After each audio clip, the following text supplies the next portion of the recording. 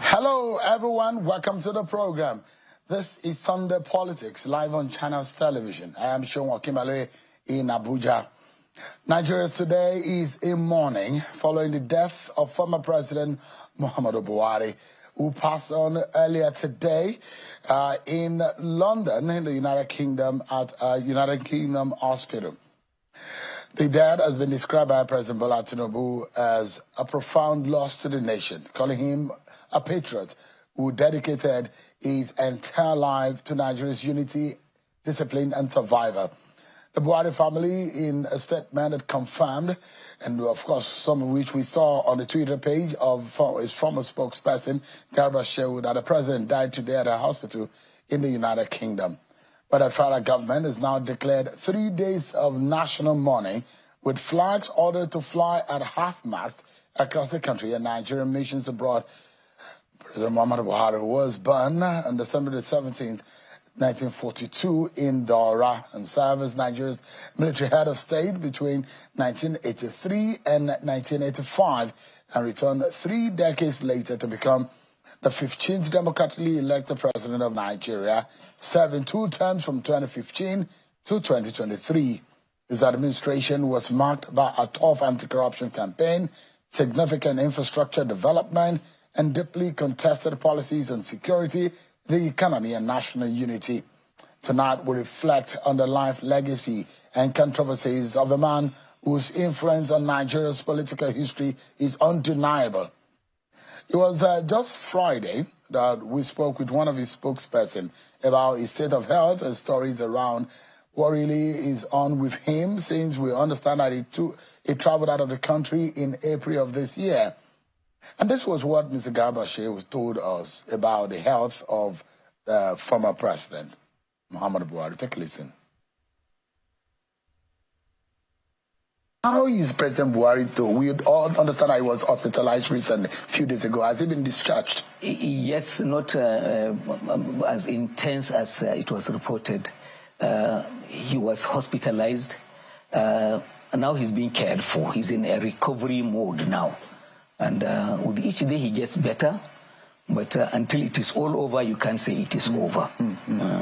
Hearts with him, and we hope that he fully recovers. That man looked like a brand new man after he got out of office. He looked much better than before he became president. Yeah. That's true. I mean, I wonder, is there something in Daura and on his farm that the man eats or feeds on that makes him look absolutely different? President Buhari is over 80 now, isn't he? Yeah, 82. Wow. But he eats healthily, and he exercises regularly. See, at the farm in Daura, 4 days in a week, you did 1 to 1.5 hours of rigorous walking all around the farm. And even in the UK, when he went on the vacation and the medical check, before he fell ill. That was on Friday. As we reflect on the lifetimes and the leadership of Muhammadu Buhari, let me remind you of the very exclusive interview Channel Television had. My colleague and I, Obong Attah, had this exclusive interview in the 2nd term in office. Take a listen. This was towards the end part of his leadership as the president of Nigeria. You don't have any favorite for 2023 in your party? No, I wouldn't, because he may be eliminated if I mention it. I better keep it secret. The last phrase, Mr. President, is your legacy. Well, I think my legacy is that I try to make sure that we conducted ourselves with integrity. That means we stopped all the stealings as much as the system can allow. We stopped with appropriation. And for Nigeria, that is very, very important. The expectation from Nigeria, I tell you, with a young population, the expectation is so high that we must make sure that the resources are managed properly and that they understand resources are being managed properly. If they rebel, there will be trouble, a lot of trouble. And then it was a wrap. Your Excellency, President Muhammadu Buhari, many thanks for giving us this opportunity to speak with you. Thank you so much indeed. Thank you for punishing me. Mr. President, it was a pleasure meeting you. Thank you so much. That was an interview. Well, very jovial man.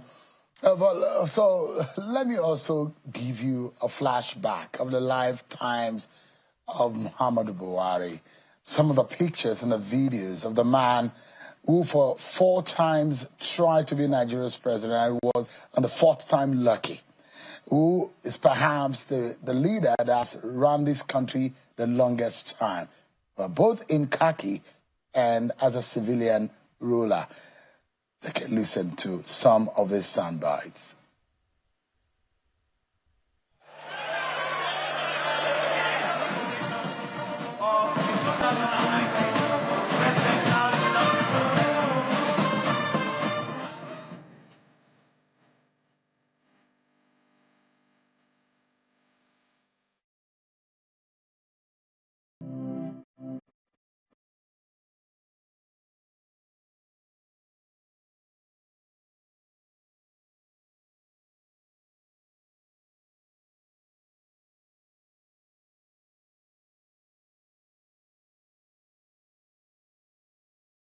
This is a multi-party democratic system, but there is a constitution in place. 1999 constitution is amended, and one has to go through that. And that constitution does not allow for corruption. The problem is that the government, the central government and some of the state governments were not applying sanctions. We will not rest until we rid the nation of the menace of money laundering, terrorism, and other financial crimes. Nigeria will continue to make significant investments in the provision of aviation infrastructure and facilities for safe, secure, environmentally friendly, and sustainable economic development of international civil aviation. I can't even wait to go home. If you say start, I'll move to the Niger Republic. I got what I have asked, and I would rather quietly retire to my hometown. So I will quietly be sitting there, and actually, having been a governor, a minister, then the president twice, I think God has given me an incredible opportunity to serve the country. Whoever thought that there has been some form of injustice on him, we are all human. There is no doubt I had some people, and I wish they will pardon me. And those that think that I've hurt them so much, please pardon me. Muhammadu Buhari, that you know and you saw on your television, 1942 to 2025, announced to have died in a London clinic earlier today. But those who know him very well, and we'll be hearing from a few of them tonight, let me first and foremost get Mr. Femi Adesina, who was a spokesperson for the 8 years that the president was in office. His life for us from Lagos. Mr. Adesina, thank you so much indeed. What a day, and our condolences to all the Buhari family and to the nation. How does this come to you? As for someone who was your friend, as a personal friend, before becoming your boss.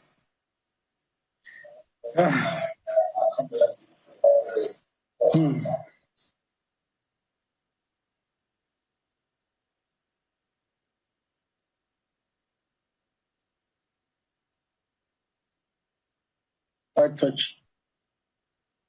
Like you said, before I worked for him as a special advisor on media and publicity, he was my senior friend.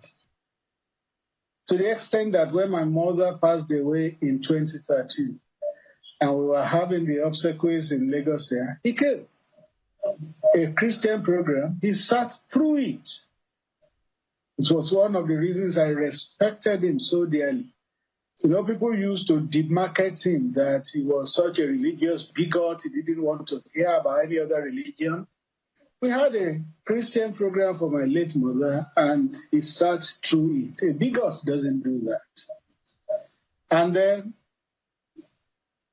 when he was appointing his aides, the story is told, it was Governor Kayode Fayemi who told me that story, that they took 4 names to him to pick one as a special advisor on media. He took his pen from his breast pocket, circled my name, and signed in front of it. Those are some of the things I'll never forget. And about a week before he traveled for the medical checkup that he never returned from, I was with him in his home in Kaduna. I never knew that was the last time I would see him. So I feel touched that President Buhari has passed away. I not only lost the boss, I lost a friend. What do you think is one thing that a lot of Nigerians don't know about the Buhari? Personal life, as an individual, what is it that you think that is not popular out there about the Buhari?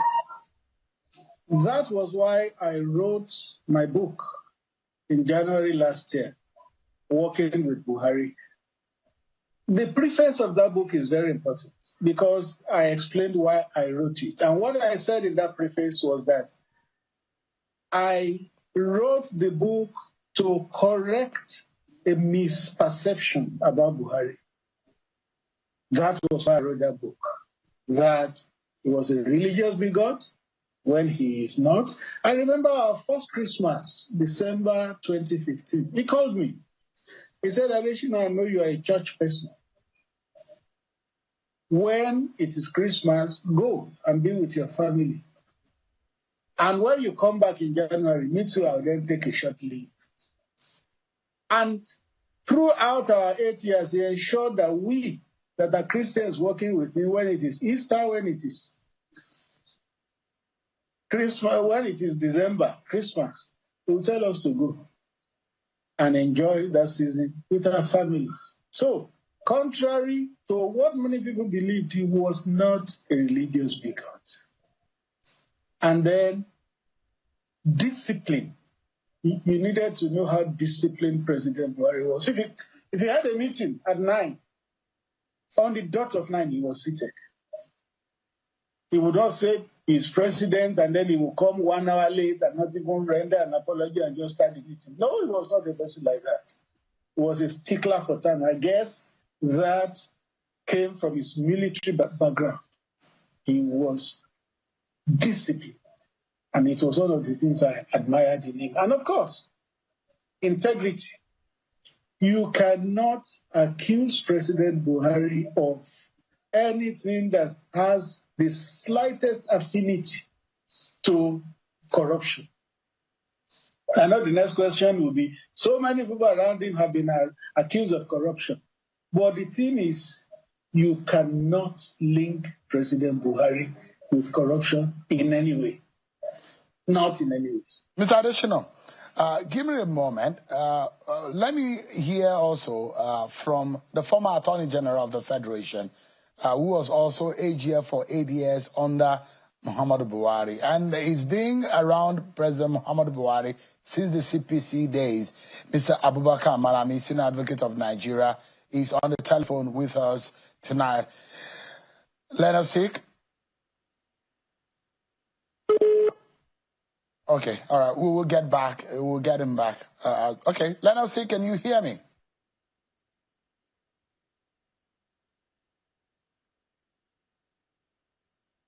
Let us see, I don't know if you can hear me. So if you can hear me, condolences. But what would you miss about the man you worked for 8 years and you've known for several years?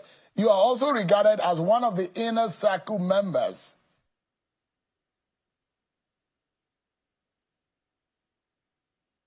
All right. It seems the network is very horrible. But, Mr. Adesina, if there is one thing that you think the nation will miss about the man Buhari, what would that be? Well, his love for Nigeria. Buhari loved Nigeria. I remember when there were unrest in different parts of the country, he told us that anybody who was going to dismember Nigeria will have a lot of them to contend with. He mentioned General Obasanjo, he mentioned Abdulsalami Abubakar, the whole brigade, and he mentioned himself. He said, we fought for the unity of this country. So anybody that would dismember this country will have to contend with us. He loved Nigeria dearly. Well, tell us, there are a lot of talks about his frugality, how he lived a simple life and all whatnot. And there are those who, in fact, who say that he was even given a land in Katsina at some point, but he refused it. What is it about the frugality? There are those who say it's a ruse. It's not really like that. He's got this, he's got that. What do you know about him in that respect? Well, those who say it's not really like that can say so because they do not know him. One day, I went to see him in the house, in the presidential villa. And he invited me to a table. It was dinner time. The food was laid out in a buffet. And if you see what the president ate, couscous, small quantity. And then the small grapes, he took a small quantity. That was all that he ate. All. And I was telling myself, see the president of this huge, blessed country. That was all he ate. And many other times, when I saw him eating, it was the sparse meal that he would eat. He was such a frugal person, very frugal.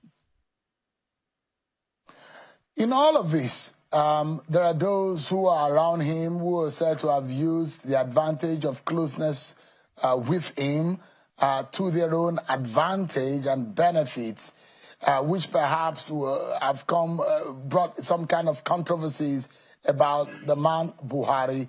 What are the views of the president, the former president, before he died on some of this? He told us, anyways, in that interview, you were behind the cameras, when he said, look, the reason why I don't want this to happen is because I don't want anybody to come. I don't want to be a witness in court. I mean, how does he feel about those? I mean, I'm very sure that he heard that a lot of people benefited using his name.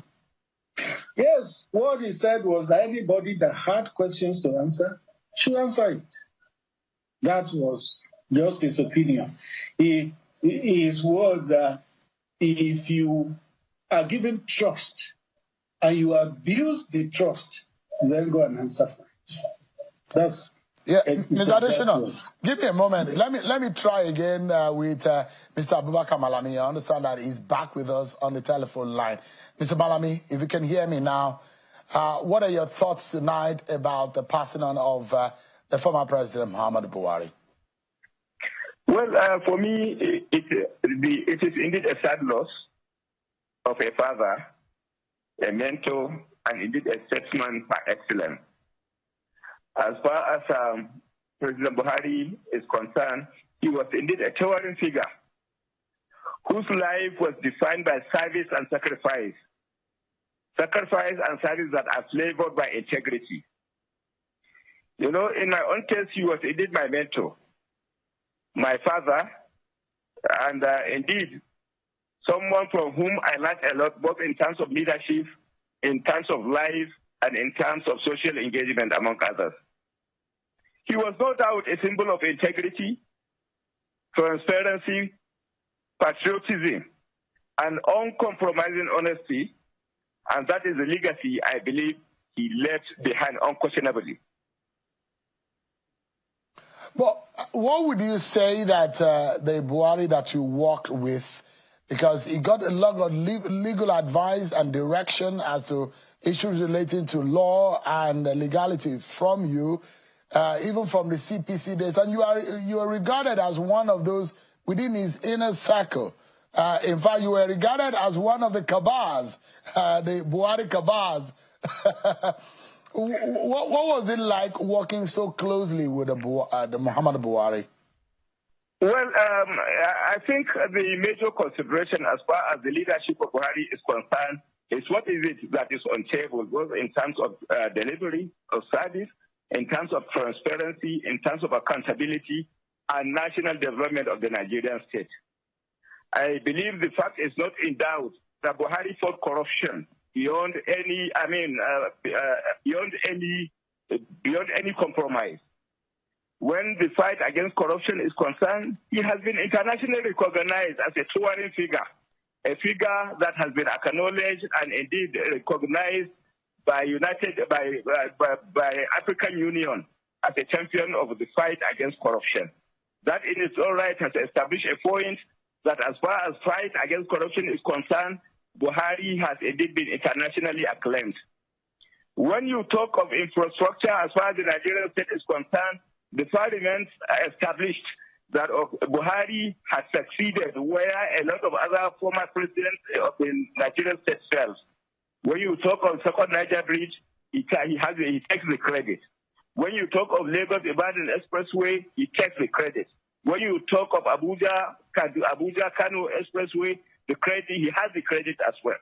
And when you talk of international economic development as well, he stands as a singular president that saved the Nigerian state the collapse of the national economy by way of saving Nigeria from what could have been an economic disaster, assuming the case against Nigeria related to P&ID had succeeded in taking away over $11 billion out of the Nigerian economy. So by whatever parameters you look at it, Buhari was exceptional in leadership.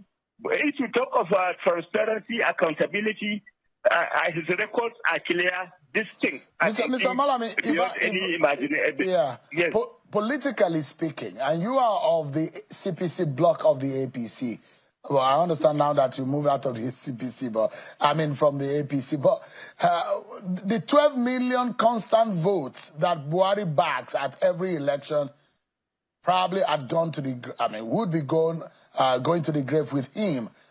Who is going to be the replacement politically in that? Well, you see, as far as politics is concerned, the equation is an equation that you cannot predict with precision.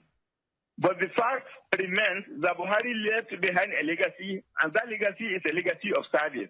So I believe among the legacies Buhari will leave behind is the legacy of the 12 million votes, taking into consideration that they are votes that are rooted in service, they are rooted in transparency, accountability, and above all, a sacrifice to the national development. So if indeed there are people that are, any of his disciples fit into this characteristic, the possibility of perhaps maybe inheriting the 12 million votes could be there. You cannot rule out the possibility that the 12 million votes are part of the legacies that Buhari left behind. Well, how much of a miss would the Buhari's death be, not only for Nigeria, for the APC, and for Katsina State specifically? Well, the death, indeed, it is a colossal loss, not only to Nigeria, but internationally. Because this Buhari, as you can rightly conclude, is indeed a symbol of transparency, a symbol of integrity, a symbol of patriotism, and a symbol of uncompromising honesty. So taking into consideration these characteristics that are unique and exceptional about Buhari, the fact that Buhari is gone will certainly leave behind a clear vacuum as far as these characters are concerned. These are exceptional and unique characteristics of Buhari are concerned. It is indeed a sad loss, not only to the family members, but indeed to Katsina State and the Nigeria as a whole. And internationally, as you rightly know, because he has been acclaimed internationally and acknowledged as an exceptional figure that embodies integrity, transparency, and accountability. Mr. Abubakar Malami, former Attorney General of the Federation, thank you for your thoughts about the late president, former President Muhammadu Buhari. Thanks so much indeed. Thank you, Sharon. Thank you. Mr. Additional, what do you think will be the biggest lesson anyone, the nation, APC, and every Nigerian can take away from the life and the times of Muhammadu Buhari? Be a man of integrity. Be a man who speaks and you stand by your word. Be a man entrusted with responsibilities and you stayed true to the country. That, I think, is one of the most important legacies President Buhari has left for us. Thank you so much, Mr. Additional, for your time tonight. I appreciate it. Thank you. Yeah, there is another person who worked with former President and the late President Buhari, and is a former governor of Akwa Ibom State, Obong Attah. It's live for us on the program. It's a pleasure joining you. I mean, for you joining us tonight on the program. Thank you very much. I'm happy to be here. Yeah, and on a day as this, the loss of former President Muhammadu Buhari, you work with him at PTDF. Petroleum Trust Fund, as one of the consultants, yes. Yeah. What was it like? He set up a system which all professionals admired under Salahijo. You know, executing government projects can sometimes be quite a problem. But he set up these professional outfits and who knew what they were about. People may have said that a lot of the projects went to the north, but I'm talking about the system by which it was organized. And my concern for this country have always been about systems, you know.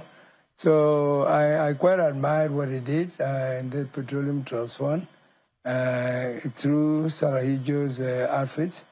And if you're a professional, you're given a job, you did your job, and you collected your money without getting to know anybody and without having to offer anybody any part of the money, which was excellent.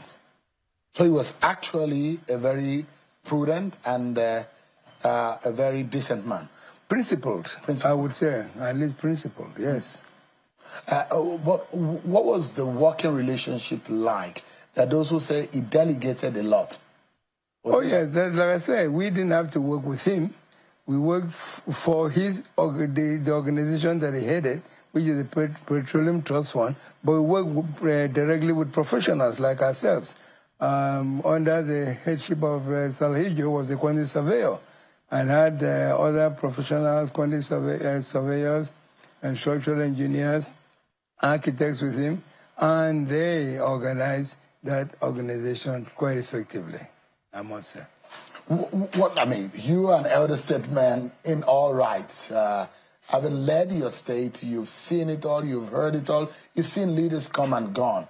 But for Muhammadu Buhari, what in your mind do you think Nigerians can take away from the life and the times of this leader?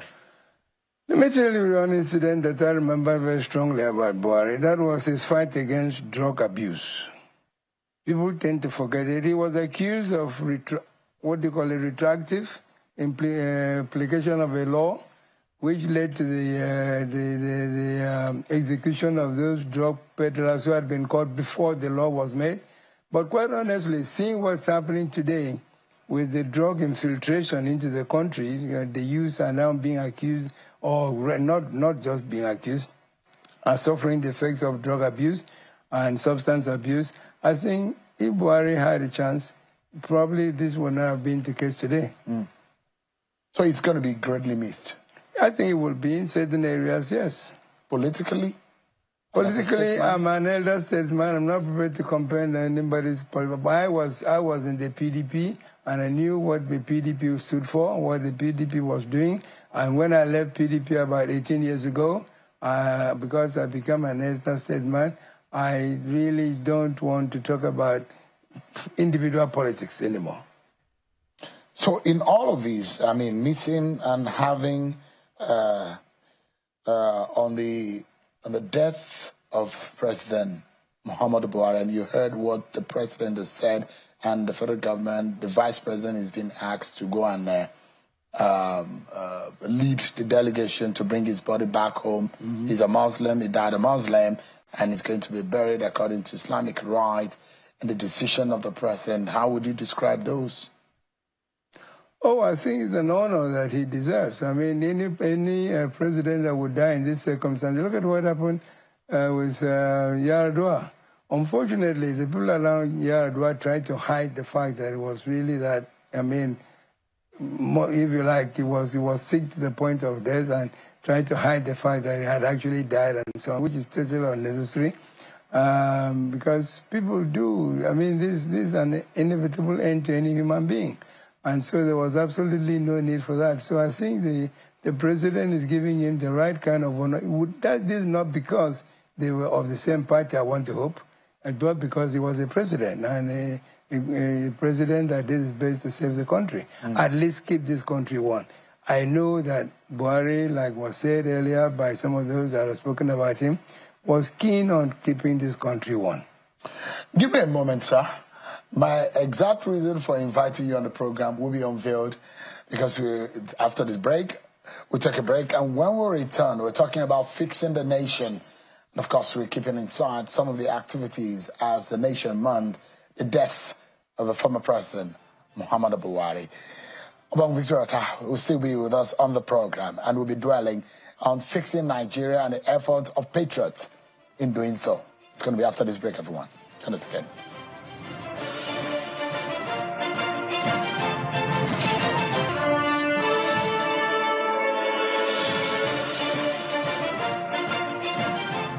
Thank you so much, everyone. Welcome back to the program. So there are plans and steps being taken to address Nigeria's deepening insecurity and constitutional crisis. A coalition of elder statesmen, national icons, and respected thinkers under the banner of the Patriots is set to host an emergency national constitutional summit in Abuja. The three-day event, now scheduled for the 15th of July to 17th, will bring together about 700 delegates from across Nigeria and the diaspora, and it's being led by former Commonwealth Secretary General Chief Emeka Anyaoku, with support from two former governors, now senators, Aminu Tambuwal and Gbenga Daniel. The big names are already confirmed. Former Presidents Obasanjo and Jonathan are expected to speak, while royal and religious leaders like the Sultan of Sokoto, the Oni of Ife, and Emir of Kano are also lined up to address the gathering. According to the Patriots, they said the Nigerian presidency has also said there will be a representation from the president through the NSA, Nuhu Ribadu. But the attention is particularly on the growing national security concerns. But the summit says it's not going to be about speeches. And the organizers say the goal is to chart a real way forward.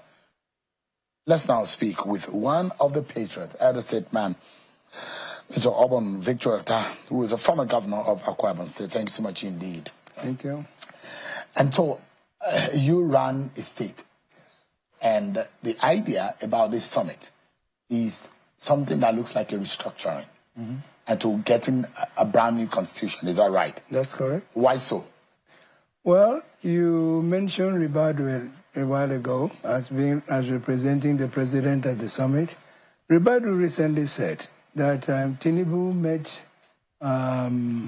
Nigeria at the brink. The question is, should we leave Nigeria at the brink or should we push over the edge? We have to pull it back. And that is what restructuring is going to do. We want to pull Nigeria back and have a country that works for everybody. And that comes from the system that we operate. And that's what our concern is. Is it a brand new constitution that we need? Yes, indeed. Or a brand new focus or vision? No, a brand new constitution made by Nigeria for Nigerians. Because what we have here is not a Nigerian constitution. It was a military decree. And let me tell you, we have had coups in the past. And there was never any time that Nigerians were called out to vote for who will be the head of a military regime or a military governor in any state. So the kind of constitution they left us continues with that. We don't have the ability. Sovereignty has been taken from the people. The people don't have really a say in what goes on in how the country is being governed. Only 2 days ago, was it not yesterday, we had the election in Lagos? Yes, sir. And the turnout was abysmal. People say we don't have confidence that our votes count anymore. To be honest with you, for a long time, our votes haven't counted because the sovereignty has been taken from the people and just handed it to a few who've been given the unwarranted and unearned authority to anoint and appoint who should govern us. And so we need a constitution that will work in a manner that everybody will be involved in the governance of this country and in their states. When a lot of Nigerians talk about the fact that this is not a Nigeria's people's constitution, but we need to remember in constitutional law, it is standard. I mean, if you look at our constitution, it's the 1963 constitution, the 1979 constitution. If you remember, sir, the then military junta of General Abubakar had appointed Justice Nikitobi to head the committee. The committee was seeking views and in collating the ideas that will make up the document that now made up the 1999 Constitution. And there were debates at the time whether to adopt the 1979 Constitution and all. But eventually, bulk of what became the 1999 Constitution was drafted from the 1979 Constitution, part of the military decree, and a few ideas from a lot of notable lawyers, of which some of them are still alive today. So when people say it is a military document, Justice Nikitobi headed that committee that brought out the draft of the 1999 Constitution. I don't think that I was at that conference, incidentally.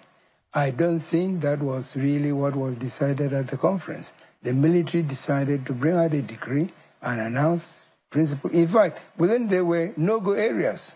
So there were certain things that were even predetermined before you go to the conference, that you cannot discuss this, cannot debate that, cannot debate the other.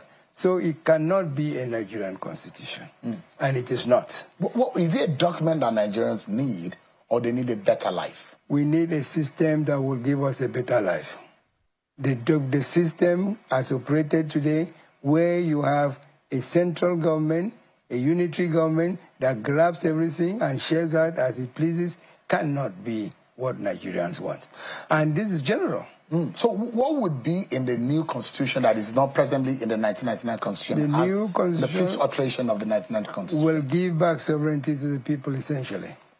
It has to, so that the people have the rights to elect those they want to represent or govern them. This constitution, as operated, does not allow that to happen. So the question is, if that is a major problem, why don't we amend to fix those loopholes? The flaws are so fundamental and so many, and so that you cannot begin to amend. And by the time you finish amending, you've created a new constitution. And that's what we are looking at. So the reason why I asked this is because you look at a lot of amendments that have reduced the capacity of the exclusive list. Because basically, you talk about a federal system of government. You talk about the central government and the federating unit. And these, if you look at all the major or some other states in the world that operate the federal system, you look at South Africa, you look at Canada, you look at the United States, you look at Nigeria, you look at the similarities of these federal states, the central government and the federating units. And the capacity of either of these governments to be able to run their own affairs. You agree on the issue of immigration, you will say, let the central government run it. You agree on securing the perimeters and integrity of the nation, you say, let the central government run it. You agree on a few things that the government of the federating unit should do, you say, let it be on the concurrent list. So, for example, sir, railway has been taken off the exclusive list.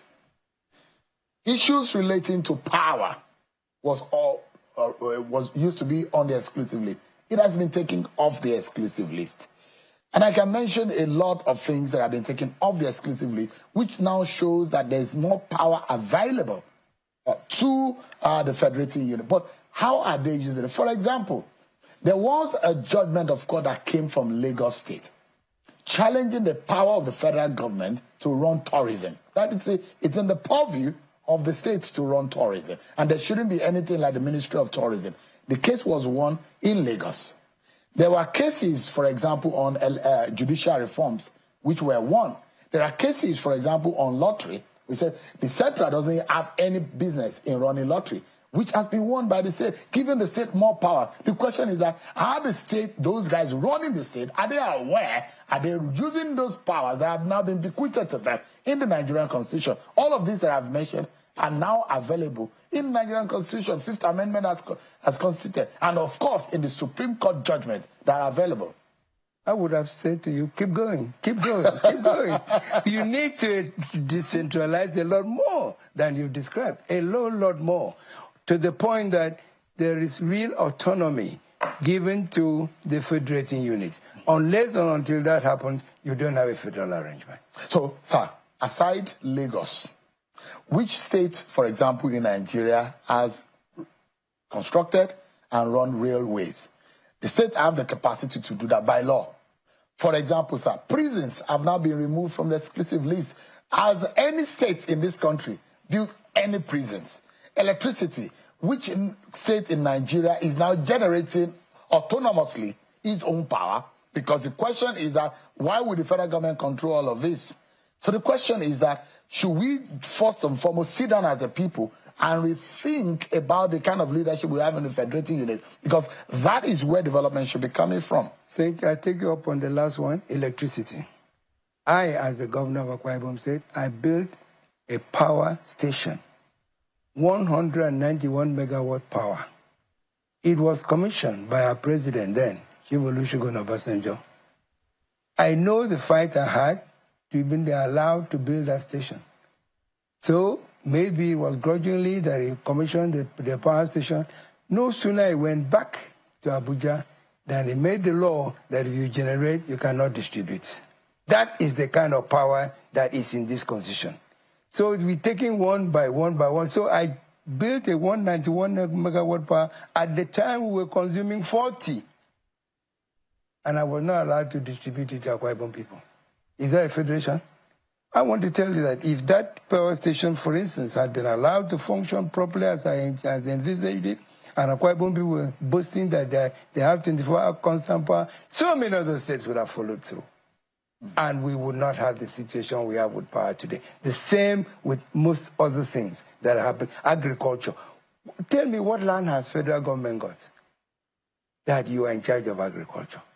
Agriculture belongs to who owns the land, and the land belongs to the states and the Federal Capital Territory. Several other things.